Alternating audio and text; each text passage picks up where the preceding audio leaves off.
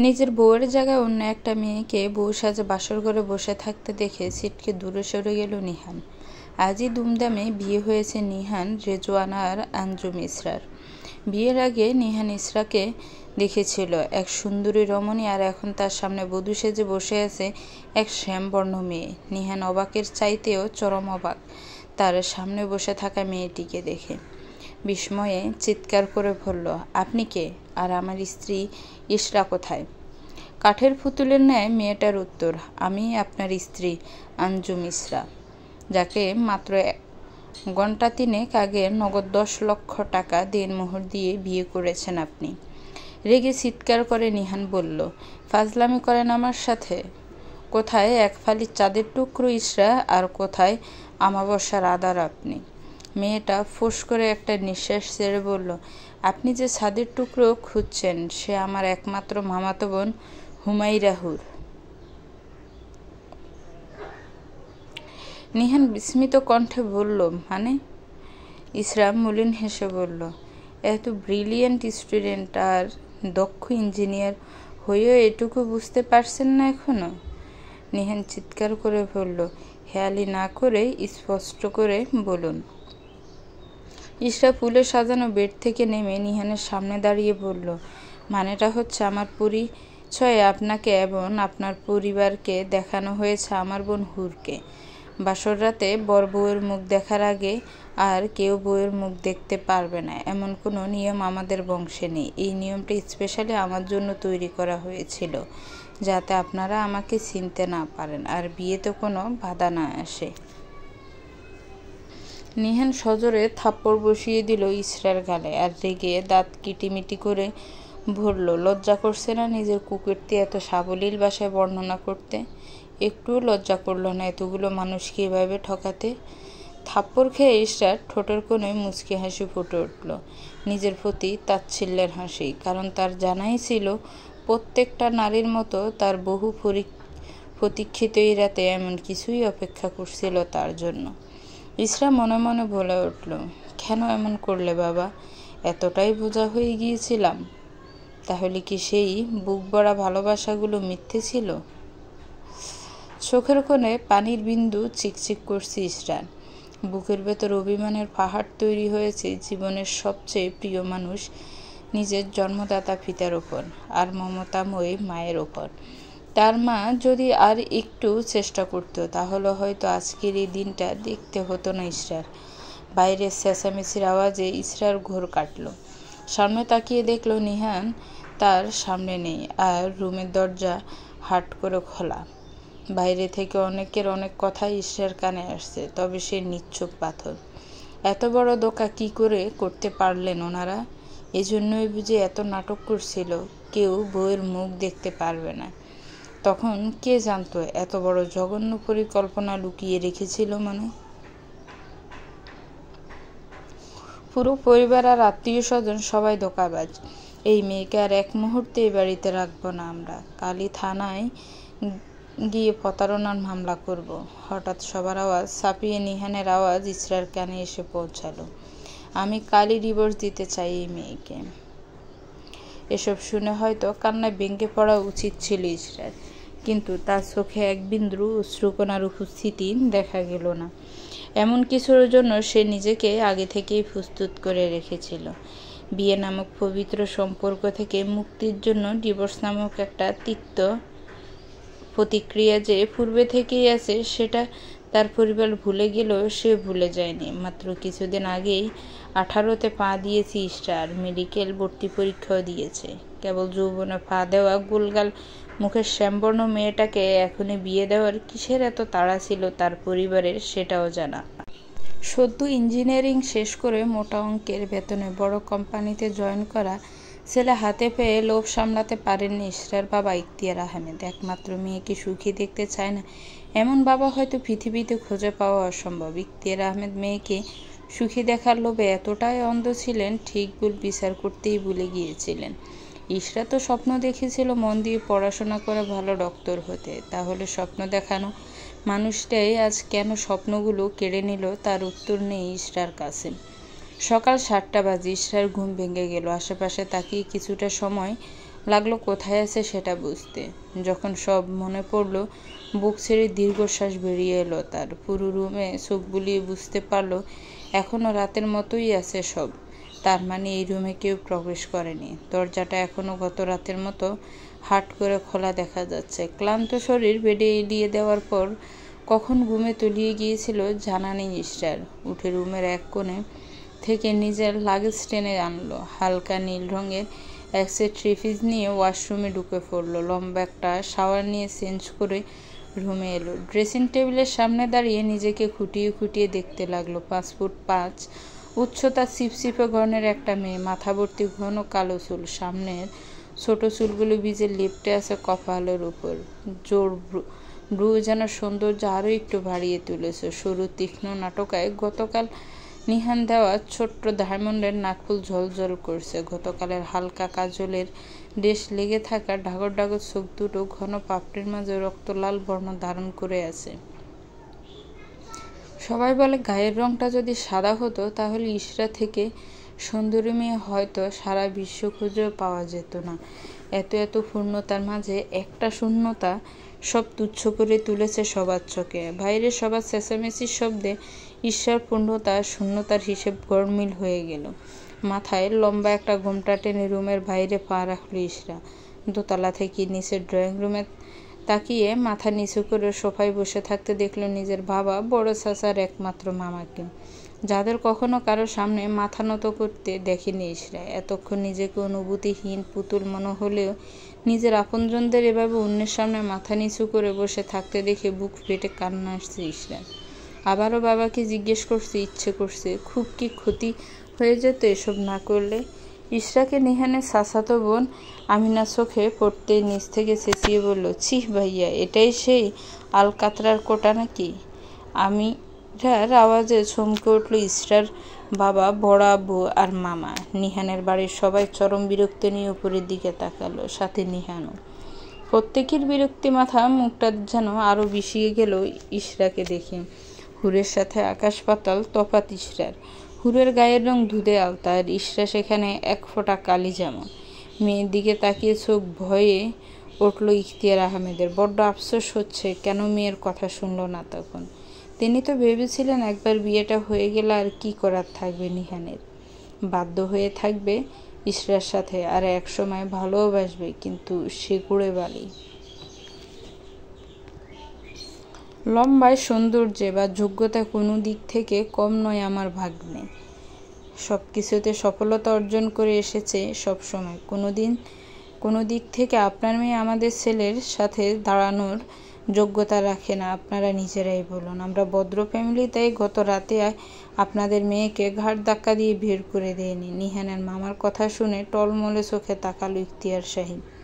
ইশরার মামা কিছু বলতে চাইলে তিনি হাত চেপে ধরে তার, কারণ এখানে ওনাদের কোনো দোষ নেই, সম্পূর্ণ দোষ নিজেদের। তাই এখন এমন কথা কেন গায়ে হাত তুললেও কিছু বলার মুখ নেই। নিহানও ছোট চাচা গম্ভীর গলায় বলল, কাজটা একদমই ঠিক করেননি আপনারা। সবাই থানায় যেতে চেয়েছিল, শুধু আমার কথায় আগে আপনাদের খবর দেওয়া হয়েছে।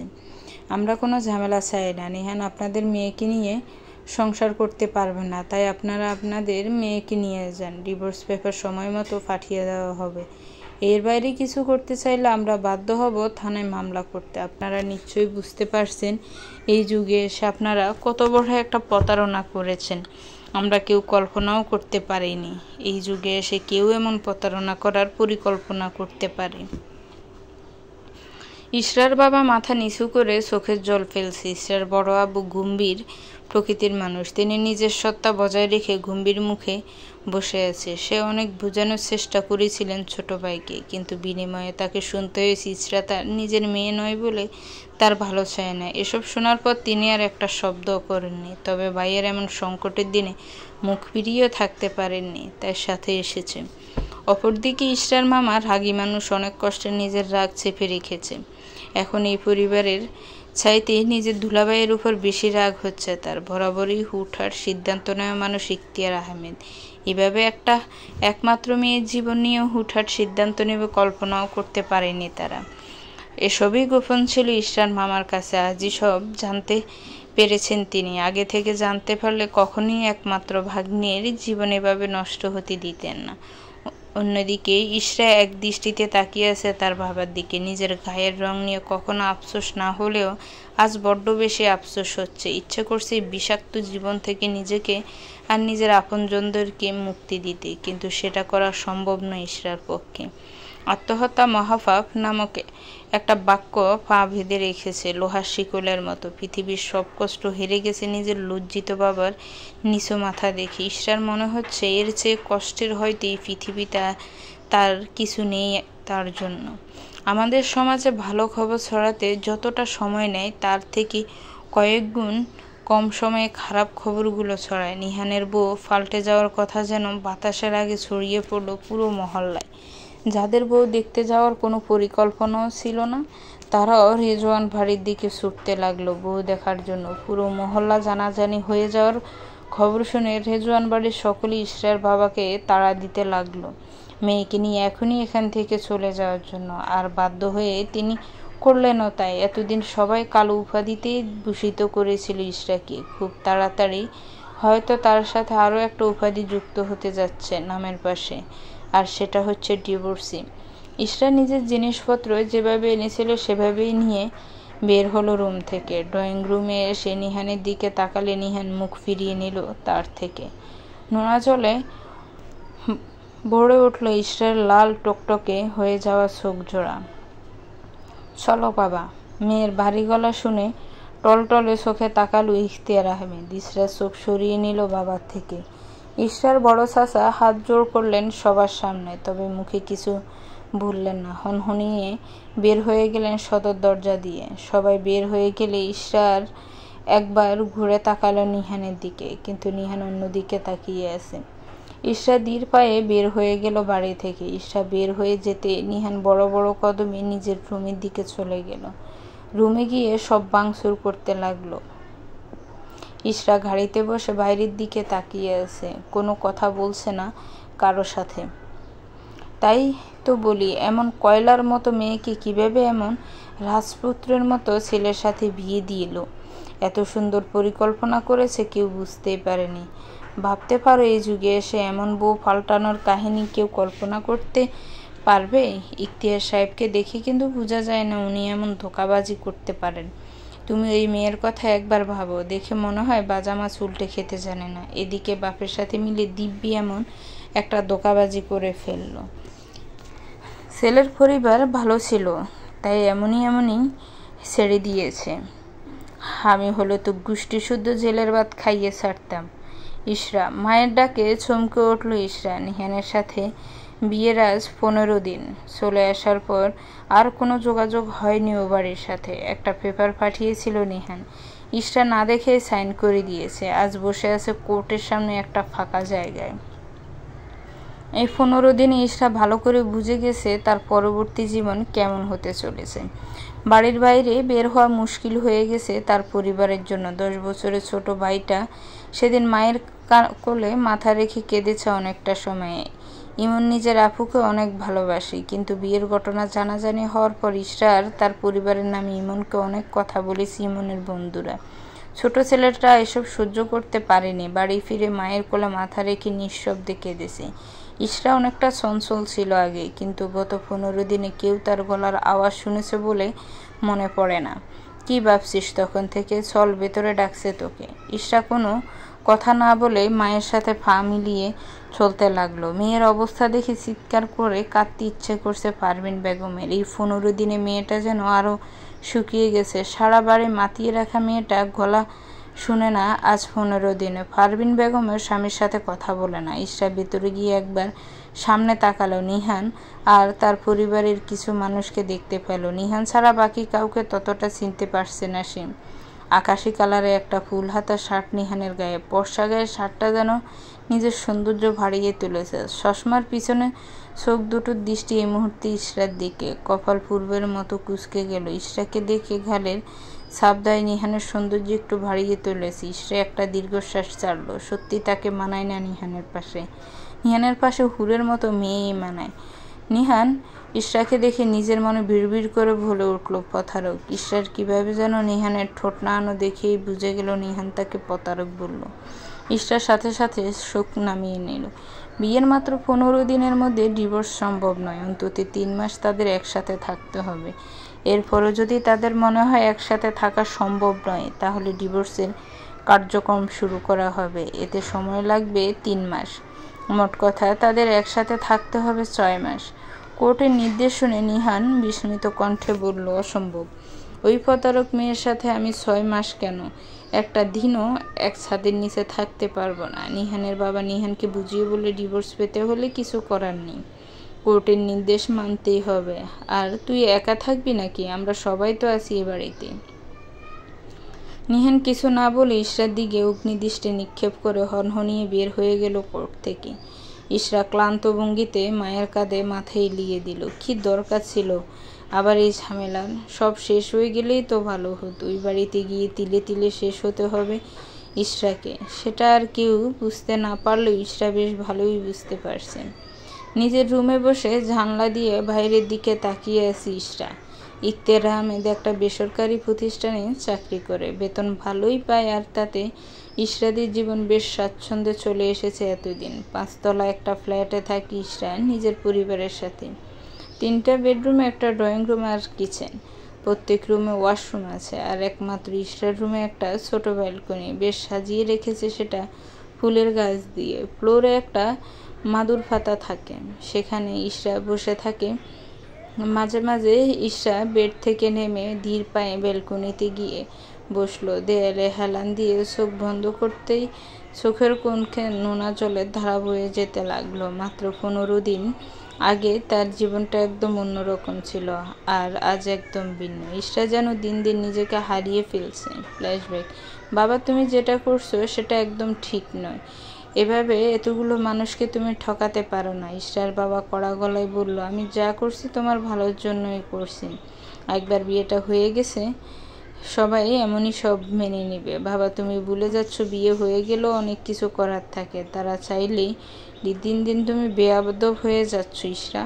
এত ভালোবাসা আগলে রাখি বলেই এত সাহস হয়েছে তোমার। যে আদর করে সে শাসনও করতে জানে, সেটা ভুলে যেও না। কথাগুলো বলে বড় কদমে ইশরার রুম থেকে বের হয়ে গেল ইখতিয়ার আহমেদ। ইশরাকে সব জানাতে ইশরা পরিষ্কার মানা করে দেয়, সেইভাবে কাউকে ঠকাতে পারবে না। কিন্তু ইখতিয়ার আহমেদ একরোখা মানুষ, নিজের কথার উপর কারো কথা শুনতে পছন্দ করেন না। ইশরা নিজের ফোন বের করে তাড়াতাড়ি হুরকে কল দিল। ঘুম ঘুম গলায় হুর রিসিভ করে হ্যালো বলতে ইশরা ব্যস্ত গলায় বলল, হুর, এটা তুই কি করে করতে পারলি? ইশরার গলা শুনে হুরের ঘুম ছুটে গেল, আর লাফ দিয়ে উঠে বসে আমতা আমতা করে বলল, তুই কি বলছিস? কিছু বুঝতে পারছি না ইসো। ইশরা রেগে বলল, তুই বাবার কথায় কোনো ছেলের সাথে দেখা করেছিলি আমার পরিচয়ে? হুর ভয়ে ডোক গিলে পড়ল, দেখ ইসো, আমার কোনো দোষ নেই। ফুফা আমার হাতে ধরে অনেক অনুরোধ করেছিল, আমি কিভাবে না করতাম তুই বল? ইশরা দপ করে বেডে বসে পড়ল। রাগে দুঃখে চিৎকার করে কান্না করতে ইচ্ছা করছে তার। ইশরা চোখ মুছে ব্যস্ত গলায় বলল, ওই ছেলের নাম্বার আছে তোর কাছে? আমার কাছে নাম্বার নেই, কিন্তু তোর ফোনেই আছে। ইশরা বিস্মিত কণ্ঠে বলল, আমার ফোনে আছে মানে? কয়েকদিন আগে আমার ফোন হারিয়ে গেছে বলে তোর আগের ফোনটা এনেছিলাম না, সেটা ফুফার হাতে কথাতেই এনেছিলাম। আর তোর ফোন দিয়েই 2 দিন কথা বলেছিলাম নিহান ভাইয়ার সাথে। ফুফা কি বলে ম্যানেজ করেছে জানি না, এখন আর ফোনে কথা বলার দরকার নেই বলেছে, তাই তোকে গতকাল ফোন ফেরত দিয়ে এসেছি। ইশরা নিজের মুখের ভাষা হারিয়ে ফেলেছে। এত সব করে ফেলেছে কেউ বুঝতেই পারেনি। ইশরার মা আজই সব জানতে পেরেছে। আগামীকাল নিহান নিজের পরিচয় নিয়ে ফাঁকা কথা বলতে আসবে, তাই সব জানিয়েছি ইশরাকে আর তার মাকে। ভেজা গলায় ইশরা বলল, তুই যে এত কিছু করেছিস মামা মামি জানে? হুর কিছুটা সময় নিয়ে বলল, ফুফা আর আমি ছাড়া কেউ জানতো না। ফুফা আমাকে অনুরোধ করেছিল কাউকে যাতে না জানাই। আমি তাকে কথা দিয়েছিলাম, তাই কাউকে বলতে পারিনি। ইশরা এক মুহূর্ত লেট না করে হুরের কল কেটে দিল। হুর আর ইশরা সমবয়সী, বোন আর বেস্ট ফ্রেন্ড দুটোই। বাসা খুব বেশি দূরে নয়, তাই একসাথেই থাকা হয় সবসময়। ইশরা কল কেটে হন্তদন্ত হয়ে হুরের ফেরত দেওয়া ফোনটা খুঁজতে লাগলো। আগের ফোনটা হারিয়ে গিয়েছিল, তাই নতুন ফোন কিনে দিয়েছিল ইশরার বাবা। নতুন ফোন কেনার কিছুদিনের মধ্যে আগের ফোন একজন ফেরত দেয়। ইশরা ফোন পেয়ে নিহানের নাম্বার খুঁজতে লাগলো। নাম্বার দেখে ইশরার মুখে হাসি ফুটে উঠল, কিন্তু যেই কল দিতে যাবে কোথা থেকে ইখতিয়ার আহমেদ এসে ছু মেরে ফোনটা নিয়ে নিল। বাবা, ফোনটা দাও। তুমি কাকে কল দিচ্ছিলে? তুমি যাকে চরমভাবে ঠকাতে চাইছ? ইখতিয়ার আহমেদ সজোরে থাপ্পড় মারলেন মেয়ের গালে। বিস্ময়ে চোখ বেরিয়ে আসার উপক্রম ইশরার। জ্ঞান হয়েছে তারপর তাকে কখনো ফুলের টোকা দেয়নি তার বাবা, আজ সেই বাবা তাকে থাপ্পড় মারল। ইশরা বিশ্বাস করতে পারছে না, টলমলে চোখে বাবার দিকে তাকালো। বাবা, তুমি আমাকে থাপ্পড় মারলে? বলেছিলাম যে আদর করে, যে শাসনও করতে জানে। তোমার কোনো ধারণা আছে সব কিছু গুছিয়ে আনতে আমাকে কত কাঠখড় পোড়াতে হয়েছে? আর তুমি 1 সেকেন্ডে সব শেষ করে দিচ্ছিলে? ইশরা কাঁদতে কাঁদতে ফ্লোরে বসে পড়ে। বাবা, তুমি বুঝতে পারছো না কেন? এটা ভুল, এটা অন্যায়, আর তার মাসুল ভয়ঙ্কর হবে। এভাবে আমি কখনো সুখী হতে পারবো না। আমি যেমন আমাকে সেভাবে এই যে মেনে নিতে পারবে সব সত্যিটা জেনে, তার সাথে সুখে থাকবো আমি। রাগে মুখ শক্ত করে ইখতিয়ার আহমেদ বলল, আমি এত কিছু শুনতে চাই না। তুমি যদি আবার এই বিয়ে ভাঙার চেষ্টা করো তাহলে আমার মরা মুখ দেখবে। আর তোমার বাবাকে তুমি চেনো, যেটা বলে সেটা করে দেখাতেও কখনো পিছপা হয় না। ইশরার দুটো ফোন নিয়েই ইখতিয়ার আহমেদ বের হয়ে গেল ইশরার রুম থেকে। ইশরা হাঁটু মুড়ে বসে হাঁটুতে মাথা রেখে কাঁদতে লাগলো। অনেক সময় কান্না করার পর উঠে হাতের উল্টো পিঠে চোখ মুছে নিল। তুমি যা করছো তার জন্য আমার থেকে তোমাকে বেশি আফসোস করতে হবে বাবা, সেটা আমি তোমাকে কথা দিচ্ছি। তুমি কাঁদবে আমার থেকেও বেশি। আমি আর কিছু করব না, তুমি যা খুশি করো, আর তার পরিণতির জন্য প্রস্তুত হও। ইশরা আর কিছু করেনি। নিহানের পরিবারের থেকে ইশরাকে সবসময় লুকিয়ে হুরকে তাদের সামনে রাখা হয়েছে। ইশরার মা বারবার ইশরার বাবাকে বোঝানোর চেষ্টা করেছেন, কিন্তু সে নিজের সিদ্ধান্তে অটল। হুরের বাবা মেয়ে এই বিষয়ে কিছুই জানতে পারেনি। ইখতিয়ার নিজের বড় ভাইকে সব বললেও সে অনেক বুঝায়, কিন্তু তাকে উল্টো অপমান করে ইখতিয়ার। সবার এত বাধা উপেক্ষা করে ইখতিয়ার মেয়ের বিয়েটা সম্পন্ন করেই ছাড়েন ইশরা। কারো ডাকে ইশরার অতীত বিচরণে ব্যাঘাত ঘটল। মাথা ঘুরিয়ে হুরকে দেখতে পেল মাথা নিচু করে দাঁড়িয়ে থাকতে। হুর ইশরার সামনে আসার সাহস জোগাড় করে উঠতে পারেনি এতদিন। হুর মাথা নিচু করে কষ্টে কাতর গলায় বলল, একজন বাবার বয়সী মানুষ যখন হাতে ধরে নিজের মেয়ের একটা সুন্দর জীবন ভিক্ষা চায়, তখন কিছু করার আছে বলে আমার মাথায় আসেনি। আমিও চেয়েছিলাম তোর সুন্দর একটা জীবন। হুর খুব নরম মনের একজন মানুষ। ইশরা ভালোই বুঝতে পারছে তার বাবা হুরের ভালোভাবে ব্রেন ওয়াশ করেছে। মেয়েটা নরম মনের, খুব সুন্দর ব্যবহার করেছে। বাবার প্রতি অভিমানের পাহাড়টা ইশরার একটু একটু বেড়েই চলেছে পরিস্থিতির সাথে সাথে। হুর অসহায় দৃষ্টিতে ইশরার দিকে তাকিয়ে আছে উত্তরের অপেক্ষায়। হুর অনেকটা সময় ইশরার দিকে তাকিয়ে থেকে নিঃশব্দে পাশে বসে পড়ল। ব্যালকনির বেলি ফুলের গাছটা সাদা ফুলের ভরে উঠেছে। ফুলের মিষ্টি গন্ধ মন জুড়িয়ে দিয়ে যাচ্ছে। হুর আর ইশরা পাশাপাশি বসে আছে। ছোটবেলা থেকে বাবার কাছে একটা গল্প শুনে এসেছি। আমার বাবার দাদাকে বিয়ের জন্য ছোট মেয়েকে দেখে বড় মেয়ে বিয়ে দেওয়া হয়েছিল। যখন সব জানাজানি হলো তখন অনেক ঝামেলা হয়েছিল, কিন্তু একটা সময় গিয়ে সব ঠিক হয়ে যায়। বাকি জীবনটা নাকি তারা সুখী দম্পতি হিসেবে কাটিয়ে গেছে। ইশরার হঠাৎ বলা কথায় হুর খানিকটা চমকে তাকায় ইশরার দিকে। এই গল্পটা হুর অনেকবার শুনেছি ইশরার কাছে। প্রত্যেকবার বলা শেষে ইশরা আর হুর হাসতে হাসতে লুটোপুটি খেত আর বলতো, কি সাংঘাতিক ব্যাপার, ভাবতে পারিস? কিন্তু আজ কেউ হাসতে পারল না, বরং হুরের ভেতরটা দক করে উঠল। ইশরা আবার বলল, আমি কখনো ভাবতে পারিনি যে গল্পটা নিয়ে সবসময় মজা করতাম সেটা একদিন আমার জীবনের গল্প হয়ে দাঁড়াবে। হুর ইশরার কথার উত্তরে কিছু বলতে পারল না, মাথা নিচু করে বসে রইল। ইশরার কোনো রাগ নেই হুরের উপর, কারণ মেয়েটা দেখতে যেমন সুন্দরী, মনের দিকে থেকে ঠিক ততটাই নরম।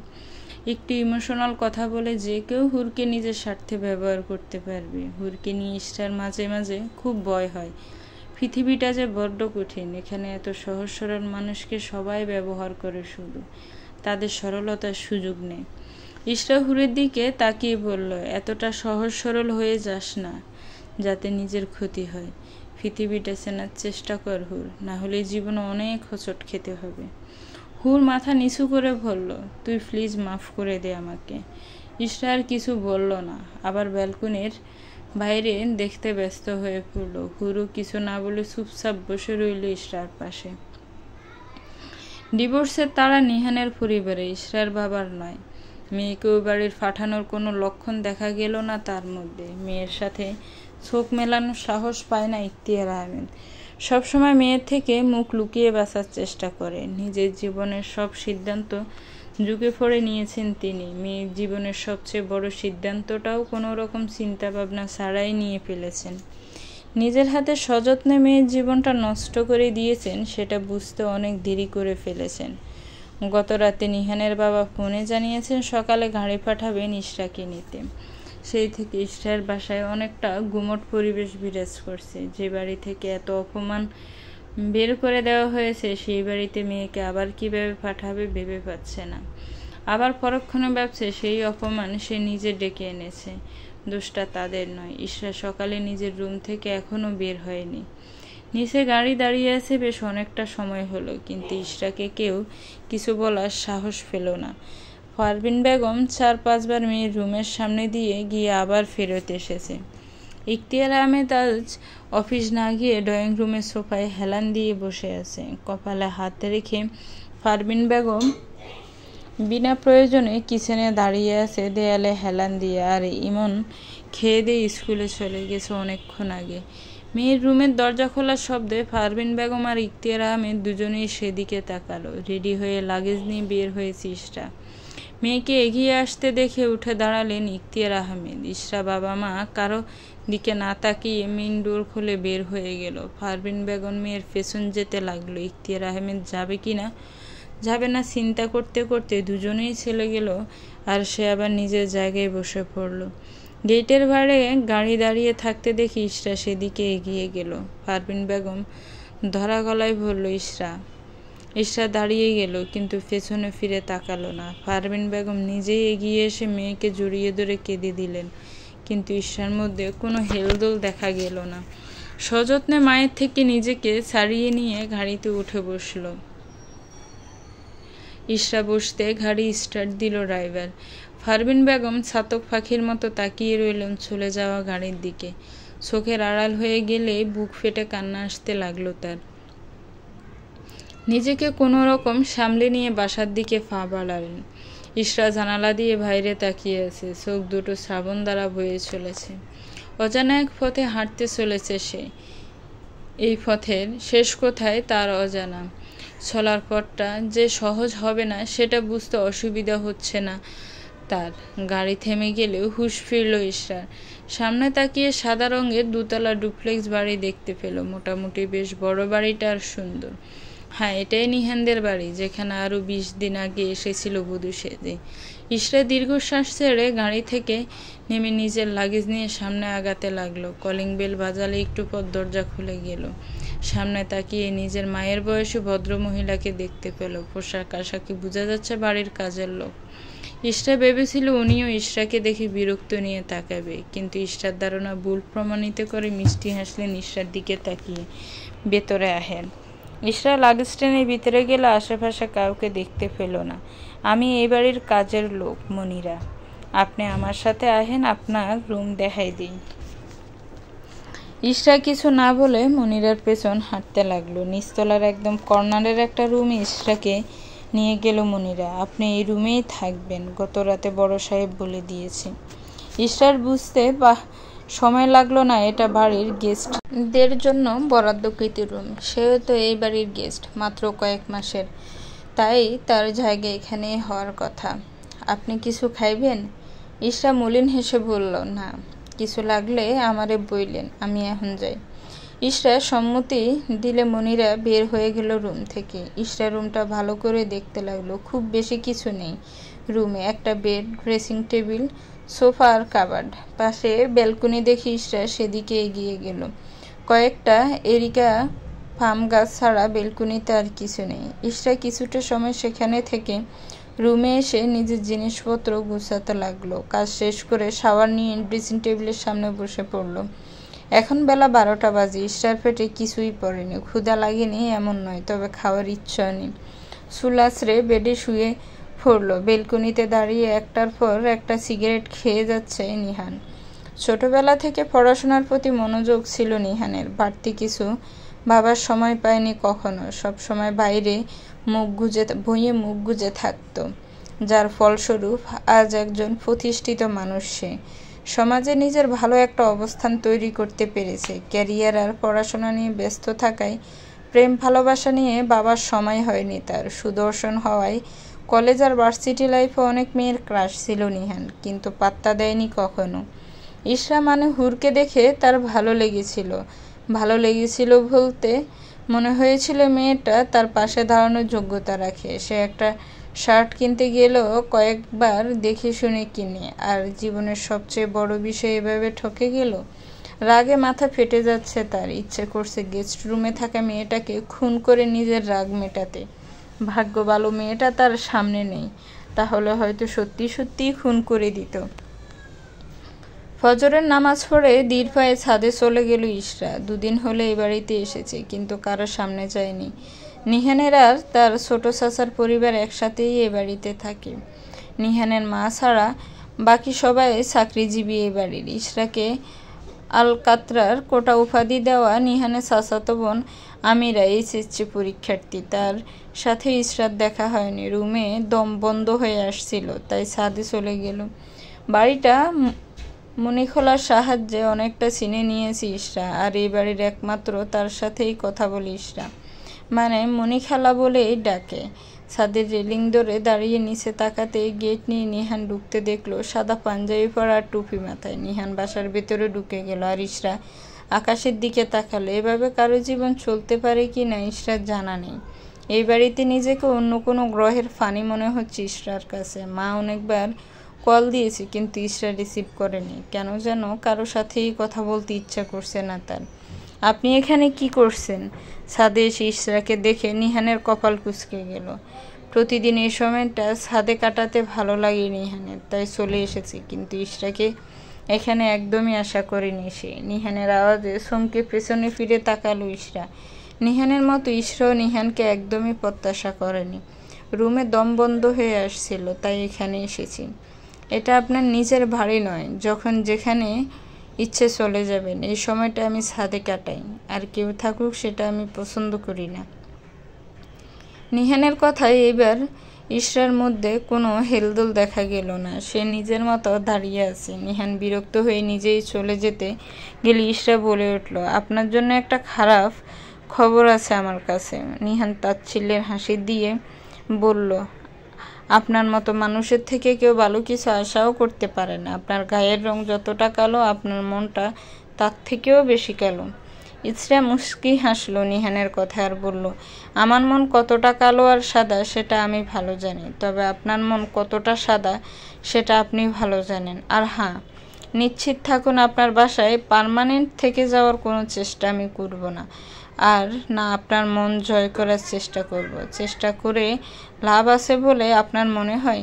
ইশরা নিহানের কথা সম্পূর্ণ উপেক্ষা করে বলল, আপনি হুরকে পছন্দ করেন সেটা আমি জানি, তবে যদি ভেবে থাকেন ডিভোর্সের পর হুরকে বিয়ে করবেন, তার জন্য বলে রাখি হুরের বয়ফ্রেন্ড আছে, সেটা আমার মামাও জানে, এবং বিয়েটা মোটামুটি ঠিক করা।